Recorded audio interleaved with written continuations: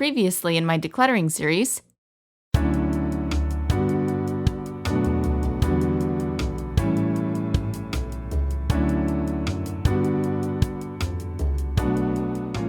We successfully cleaned up the main area of the garage in my last video, so today's project is going to be tackling this little room in our closet that has been stuffed to the brim. This mainly is holding our Christmas decorations and outdoor decor.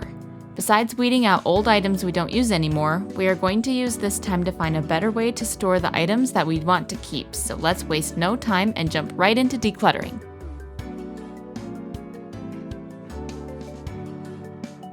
If you're new to my channel, then welcome. At the beginning of this year, I made a New Year's resolution to declutter my entire house from top to bottom, so that when it was time to do my deep spring cleaning, I would have room in my house to do so. This garage is the last project on my decluttering list before we get into the spring cleaning series, and this video is the part 2 of specifically taking care of the garage.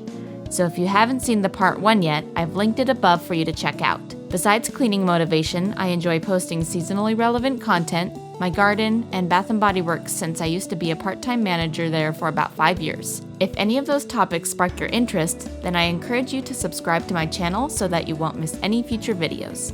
When unloading this room, we tried to keep the items in categorized piles as much as possible. The more specific the piles can be, I find it easier to go through and declutter them. When I start feeling overwhelmed by all of the clutter, it tells me I need to narrow things down into even more specific categories because it's easier to chip away at smaller piles of one type of item. I also find I have better luck when I start sorting through the smaller and easier piles that I already kind of know what to do with rather than tackling the largest pile first. Having that moment of completing a small section gives you that feeling that you've accomplished something successfully, and you can more easily see the progress. Thus, that motivates you to keep going.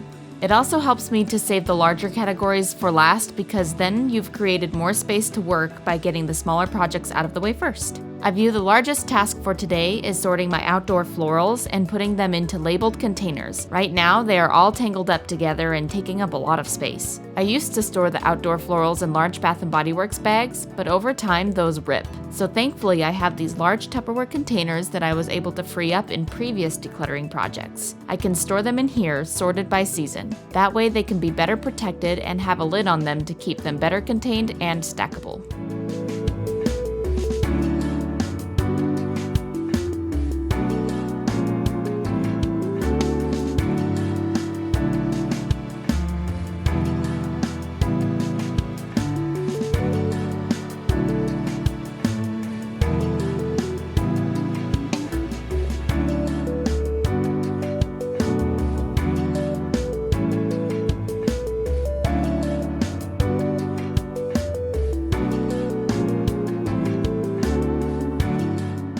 I'm also enjoying the switch to these Tupperware containers because it's nice having containers all of the same size and shape, rather than having lots of oblong and random shaped cardboard boxes. This will give the garage a way more organized look as well.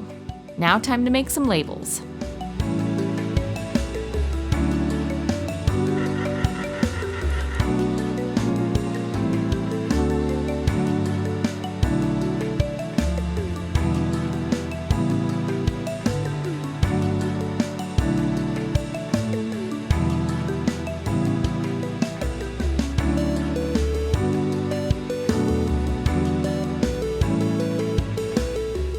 We're going to have all of our indoor and outdoor Christmas decor in one corner, since that's the most abundant, and then all of the fake flowers in the other corner.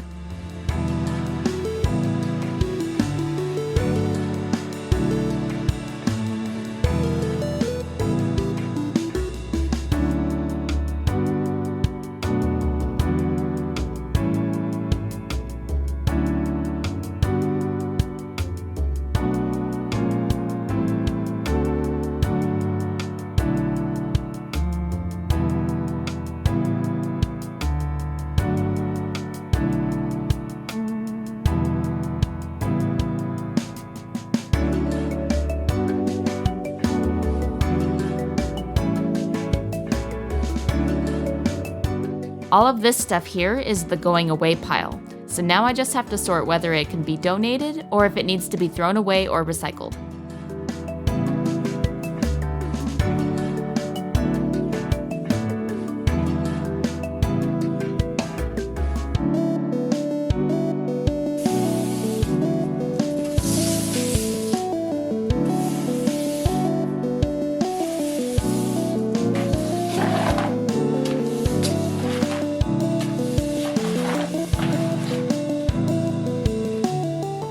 Alright, so here is our pile of donations, except that stepladder is just chilling there because it's holding up that box. Besides this, there was actually a lot of garbage and recycling stuff that we already took care of. Now let me show you a reminder of how the room looked before, and now here it is after. I'm really happy with how we were able to clean it up in here because before it was just like an avalanche of decorations. It's good to be able to see the floor and actually walk in here again.